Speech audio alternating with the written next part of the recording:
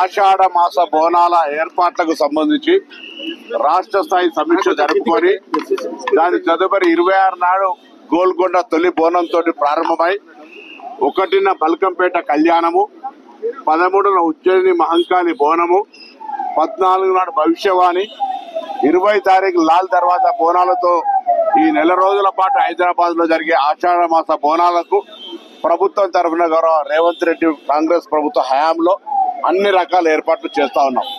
దేవాదాయ శాఖ, revenue, police అందరూ కూడా అన్ని రకాల ఏర్పాట్లు చేస్తా ఉన్నాం.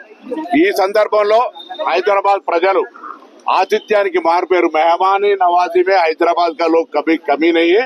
సో ఇతర ప్రాంతాల నుంచి వచ్చేటువంటి భక్తులకు, ప్రజలకు హైదరాబాద్ ప్రజలు ఆతిథ్యం ఇచ్చి ఈ పండుగ ఘనంగా వేడుకగా జరిగేలా చూడాలని సందర్భంగా కోరుతా ఉన్నాం. ప్రభుత్వం తరఫున అన్ని చర్యలు తీసుకుంటా ఉన్నాం, అన్ని శాఖలను సమన్వయపరుస్తా ఉన్నాం. కానీ ప్రజల సహకారం అవసరం కాబట్టి హైదరాబాద్ జిల్లా ఇన్ఛార్జి మంత్రిగా హైదరాబాద్ ప్రజలందరికీ విజ్ఞప్తి చేస్తా ఉన్నా. ఈ బోనాల పండుగ మనది.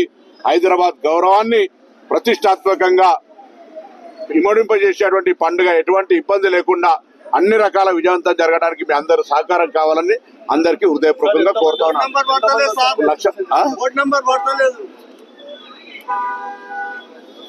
అందరికీ వీలైనంత మంది, ఎంతమంది అమ్మవారి ఆశీర్వాదం తీసుకోవచ్చు అంతమందికి ఏర్పాటు చేయడం జరుగుతుంది. లక్షల మంది. సార్, మీరు పోయినసారి వచ్చినప్పుడు మీరు మేయర్ పక్కన కూర్చోవాల్సిన పరిస్థితి వచ్చింది. అప్పుడు అది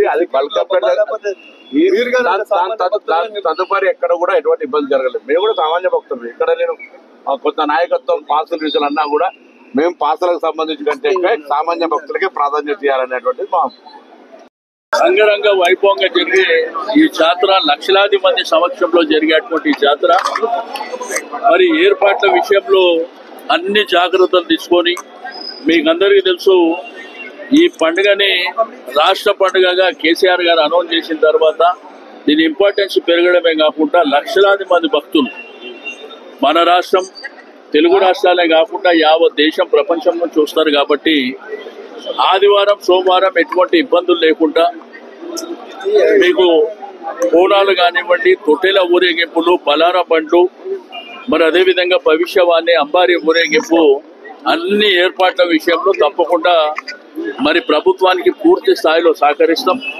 స్థానికంగా రాజకీయాలకు అతీతంగా జరిగేటువంటి గొప్ప పండుగకు అందరు అధికారులు కూడా నేను మనస్ఫూర్తిగా అభినందనలు తెలియజేస్తాను.